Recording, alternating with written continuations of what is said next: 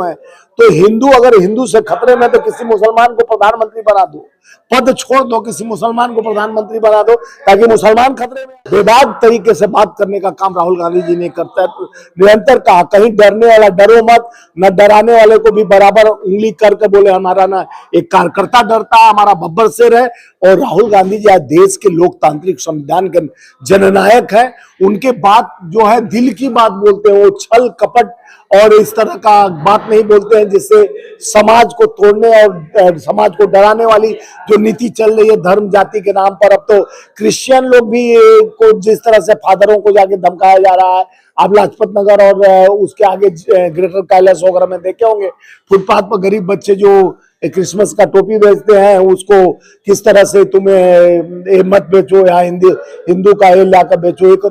ये हमारा देश एकता और अखंडता भाईचारे के रिश्तों से मजबूत भारत है, जहां भारत माता को माता कहते हैं, गौ माता को माता कहते हैं। हम सौहार्द और प्रेम की बात करते हैं, एकता और अखंडता की बात करते हैं। ये कहते हैं सबका साथ, सबका विकास, सबका प्रयास, लेकिन सबको कर दो ऐसा विनाश, ऐसा कर दो नाश कि न कोई जात धर्म में लड़ाने की बात करते हैं। ये भूचाल लाया जा रहा है देश में, धर्म का घूट पिला करके हमें हिंदू खतरे में है, हिंदू खतरे में है। 14 के बाद ही खतरा नजर आ रहा है।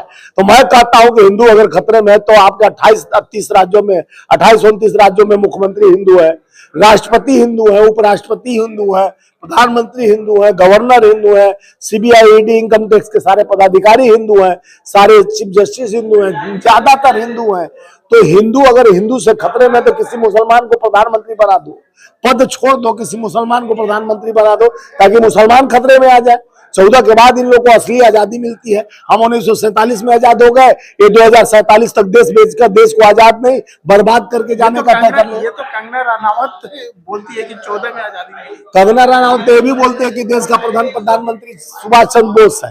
तो बिना ज्ञान और अज्ञानता का भरपूर प्रकाष्ठा लेकर संसद भवन में पहुंच जाते हैं। उनको यही नहीं मालूम है कि देश का प्रथम प्रधानमंत्री कौन है। देश के भगत सिंह, खुदीराम बोस, बिस्मिल खान और बड़े चंद्रशेखर आजाद और गांधी जी के विचारों को जिस तरह से इन्होंने से खड़े से उतारते हुए और गांधी के विचारों को खत्म करने का जो नीति और नियत इनका है उसके विपरीत चलते हैं। देश के विपरीत चलने वाली आरएसएस का मंसूबा, हम गांधीवादी हमारे पीछे गांधी जी लगे हुए हैं और गांधी जी हमारे पीछे है। थोड़ा सा अपना कैमरा उठा के कैप्चर करिए। हम इस विचारधारा के हैं, हम इनके जो चरणों में बैठे हैं, गांधी जी के विचारधारा, वो गोडसे के विचारधारा। आज देखिए गांधी के देश में गांधी के नाम को हटाया जा रहा है। जो गांधी सत्य अहिंसा के पुजारी थे उनके नाम से मनरेगा जैसा इतना बड़ा गरीबों को जो कोरोना काल में मील का पत्थर साबित हो गया, इस तरह का व्यवस्था को धूमिल करने का कोशिश किया जा रहा है। और आप गांधी आत्मा में बसते हैं। गांधी नेहरू को आप हटाने से, नाम हटाने से गांधी को कोई हटा नहीं सकता।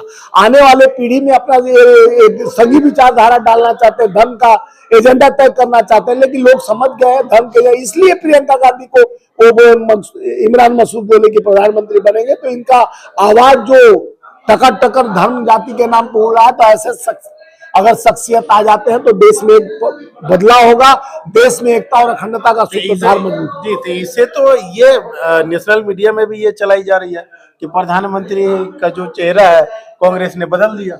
ऐसा कुछ नहीं बदला। हमारा नेता राहुल गांधी जी है, राहुल गांधी जी का ही चेहरा रहेगा। हमारी भावना है, जहाँ भावनाओं को, कार्यकर्ताओं का जैसा भावना होगा उसको आगे रखा जाता है। राहुल गांधी जी पद के पीछे कभी नहीं भागे। हमारा राहुल गांधी जी भी नहीं बोले कि मैं प्रधानमंत्री बनूंगा, वो तो हम लोग बोलते हैं कि राहुल गांधी जी प्रधानमंत्री बनेंगे। हमारी भावना है, कार्यकर्ताओं की भावना है, इच्छा है। देश का नेतृत्व ऐसे लोग के हाथ में होना चाहिए जो सत्य और अहिंसा का पूजा करता हो और जो देश को न्याय दिलाए और संविधान का रक्षा कर सकते हैं। उसके लिए काबिल हमारे पढ़े लिखे बुद्धिजीवी राहुल गांधी जी है, प्रियंका गांधी जी है। ये देश को त्याग तपस्या बलिदानी को नजदीक से देखे हैं, शहादत दी है इनके माताजी, अरे इनके पिताजी और दादी जी। तो इनके शहादत पर लिखी हुई इतिहास पर है। भारत के उस इतिहास परिवार से जिनके परिवार में 3-3, 4-4 प्रधानमंत्री दिया है और देश में क्या लड़ने का शक्ति दिया, साहस दिया, सामर्थ्य दिया है। तो इनके साहस सामर्थ्य को देखते हुए देश के लोकतांत्रिक व्यवस्था को मजबूत करने के लिए इन्होंने हमेशा लड़ना सीखा है, डरना नहीं सीखा है कि लव लेटर बैठ के जेल में लिखकर और पैसा लेते रहे।